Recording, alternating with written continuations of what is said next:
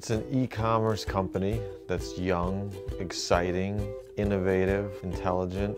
It wasn't easy to get to the place where we are today, but our core values have been there since the very beginning. Nobody is unwilling to do a certain task, to do what it takes to succeed, and it's always been that way. To me, it's about the journey, it's about the challenge, it's about the people that are around me during those hard times, standing up together and getting things accomplished. My family was in the plumbing and heating supply business. My father started the business in 1917. In 1933, he opened up M. Buyerowitz & Son. And in 1970, my son come in and my son-in-law, and we just kept on growing. I didn't work in the business, the family business, much as a kid. I really didn't want anything to do with the plumbing industry. He had said to me that, you know, the internet is where it's going to be, and maybe you could put stuff on, and I had discussed it with him. And e-commerce was really starting to take off. And once we sat there, I said to him, this is never going to work. This is impossible. But he was like, who's going to do this? Who is going to pull it off? Nobody can pull it off. Then one day he called me up and he said, I'm going to put your business on the internet. I said, you must be out of your mind. You know, I know my dad was concerned about it. He wasn't sure it was the best move for me. He said, if I'm ever going to do it, this is the time to do it. In 2004, I left my job in finance to go start the e-commerce business. But in the beginning, it really wasn't e-commerce because it took a long time to get the site up. It took probably a year. I was walking around the city with like copper fitting special sheets trying to get business from plumbers in the city. He would call me almost every day. I mean, be on the phone. He said, what's an elbow? What's a street? What's a union, you know? And I said, this is really not going to work. So when I first started, there was about 4 of us. Basically, everyone was doing a little bit of everything. You know, in the morning, the calls would come in and we would answer the calls. And then in the afternoon, we would be in the warehouse, like packing up the orders.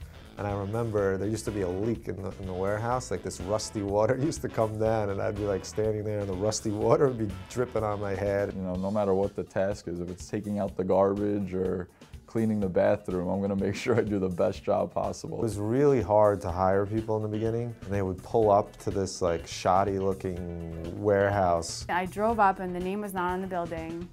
It was like on a dead-end street with like cars everywhere. There was like no parking, you know, had that like nervous, I don't even know, it was on Craigslist. I was just really kind of concerned. I made sure my parents knew where I was. And I think a lot of them didn't even come in the door. It was a really small office. It was so hot in there. Everyone was kind of stuck together. The rug was like falling apart in there. Everyone's desk was different height.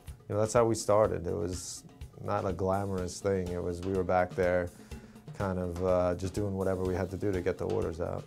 And that's when we really started putting more of a focus on developing the website in-house. And little by little, you can see the evolution of it becoming more dynamic and more interesting to what we have now. It's so funny because it just almost looks like a different company. After we grew for a little while, during the day, we would have to take some of the material that was in the building and move it outside just so we could have enough space to operate. You could just feel it like picking up.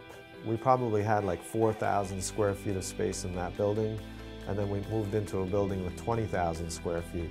And we were like, wow, this is huge, this is great, this is going to give us the opportunity to grow for a while. And after we were in that building for like a year or so, we started to realize that we were going to outgrow that one too. So now we're up to 90,000 square feet, and we have a lease on the building for another couple years, and I wouldn't be surprised if we grew out of this building. The thing that I am most proud of now are the people we have in the company. We want this to be a place where people walk in the front door and they feel at home, at ease, comfortable. They can ask anybody anything and nobody's ever going to laugh at them or think they have a stupid question. People will do whatever they can to help each other succeed. We have so many genuine, good-hearted people in the company that there hasn't been a day that I haven't woken up and been, you know, excited to go to work. And at the end of this, you know, journey, what is the point of this company? Why am I doing all this stuff? And I think it's really to create a place where people can feel good about what they do. They can find a group of like-minded people